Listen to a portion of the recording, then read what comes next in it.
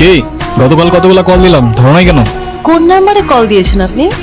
কেন 01628589556? আর এটা তো আমার নাম্বারই না। আমার নাম্বার তো 01788256155। ওকে, এই এক সেকেন্ড, আমি আপনাকে নাম্বার কেন দিলাম?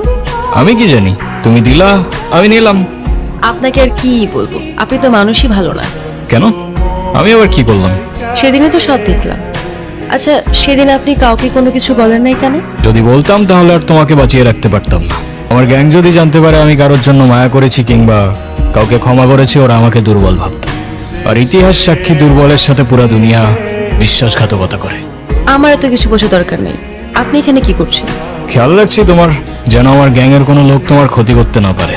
ও হ্যালো, আমি আপনার এসব গ্যাং ট্যাংকে ভয়টয় পাই না, ওকে? আর আপনাদের মতো এইসব মানুষদের আমার এমনিতেই অপছন্দ।